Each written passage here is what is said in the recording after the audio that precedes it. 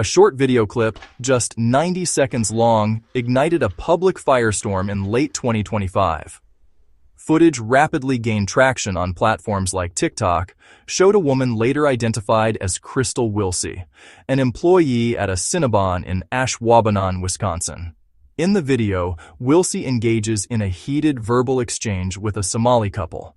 Her speech was deeply troubling to many viewers. She was recorded using explicit racial slurs, openly stating racist beliefs. The clip does not start at the beginning. It captures the confrontation already in progress, with Wilsey mocking the woman's hijab before escalation. Public reaction was swift, overwhelmingly negative. The video was shared thousands of times, bringing attention to the incident and to the individuals involved. Cinnabon found itself at the center of the controversy. The company was inundated with calls for action, demanding they address the employees' behavior. The incident became a case study on how quickly a local conflict becomes national news in the digital age, putting pressure on brands to respond. Cinnabon acted decisively. They released a statement condemning the behavior.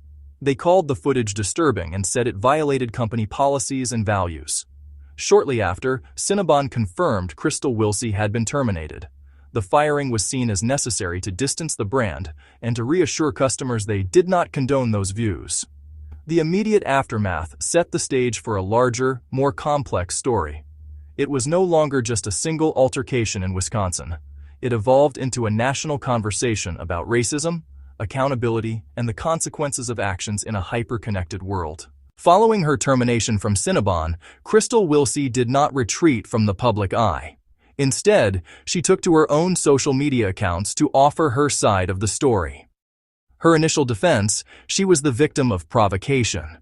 She asserted the Somali couple had intimidated and harassed her before recording began. Supporters quickly latched onto that explanation. They argued she was defending herself from unseen aggression and that the public was unfairly judging her based on incomplete evidence. This defense was complicated by an examination of Wilsey's public social media history. Posts from her Facebook in spring 2024 indicated Democratic support. One shared image showed a Biden-Harris lawn sign. Another post advocated for women's reproductive rights. Women's choice is on the ballot.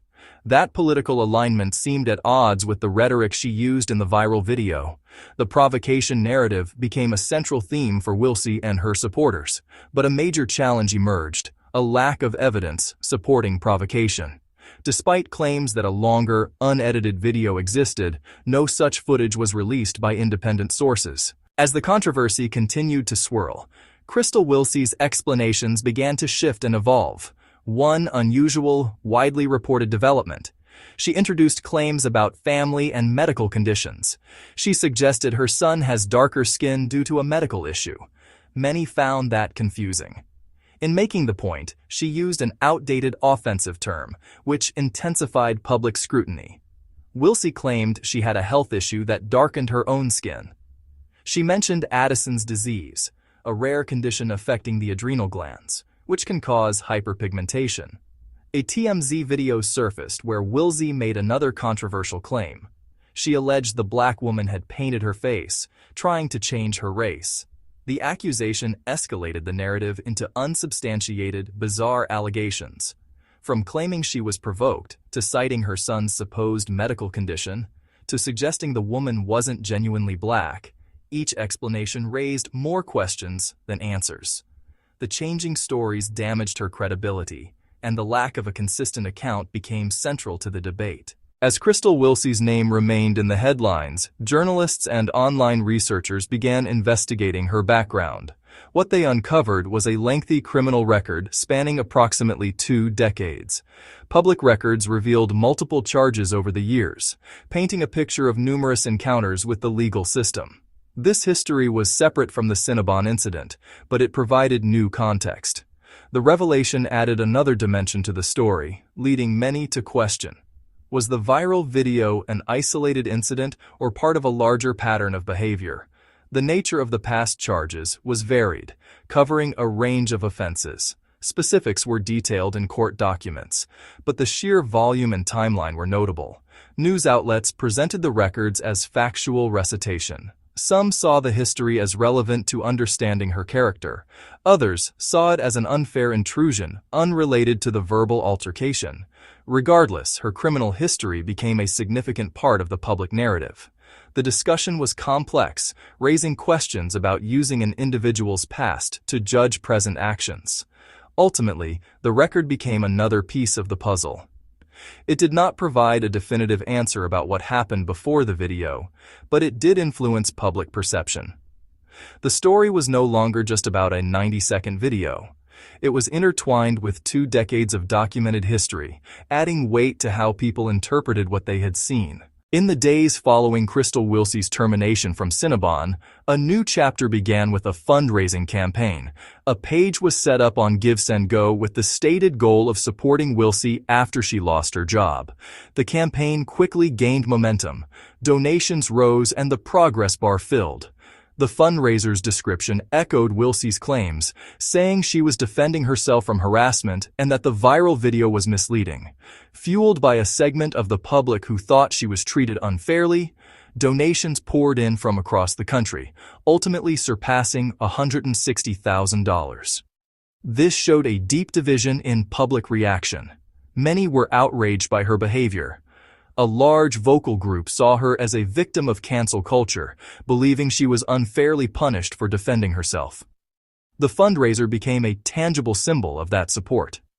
Its success highlighted the polarized nature of public discourse. The same video that led to condemnation also inspired a counter-movement of financial support. The narrative surrounding the Cinnabon incident took another turn with the release of police bodycam footage. This new video provided an official record of Crystal Wilsey's interaction with law enforcement officers who responded to the scene. The footage captured her explaining her side of the story in the immediate aftermath of the confrontation. According to reports from Atlanta Black Star, the bodycam video showed Wilsey providing inconsistent explanations to the police.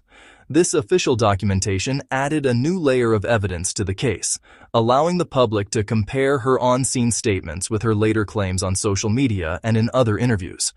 In the bodycam footage, Wilsey can be seen and heard recounting the events to the responding officer. She maintained the same core argument that the Somali couple had instigated the conflict by intimidating and harassing her.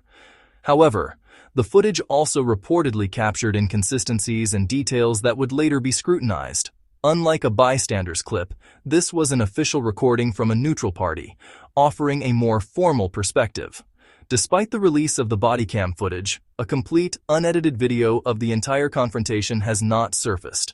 The bodycam video showed the aftermath. The viral clip showed the height of the conflict, but nothing definitively shows how the interaction began. The story of Crystal Wilsey and the viral Cinnabon video is a powerful illustration of modern-day public discourse, facts, perceptions, consequences. At its core, the incident revolves around a 90-second video clip showing a woman using racist and hateful language. This led to her immediate termination, an outcome that many saw as just and necessary. However, the narrative quickly became more complex. Claims of provocation, shifting explanations involving medical conditions, revelation of her past criminal history. One of the most persistent elements has been the search for a longer, unedited video. Graphic play button, unseen video. Supporters have consistently argued that such a video exists and would prove that Wilsey was harassed before the recording started. However, despite these claims, no such footage has been made public. The narrative remains anchored to the evidence that is available. The viral clip, Wilsey's own evolving statements, the police bodycam footage, and the public records of her past. Without the full context video, the claim of provocation remains an unsubstantiated assertion for much of the public, leaving the recorded words and actions as the central facts of the case. This incident offers several important lessons about our current media landscape. First, it underscores the profound and lasting impact of our words. A brief, recorded moment of anger can have life-altering consequences, including the loss of employment and a permanent digital footprint.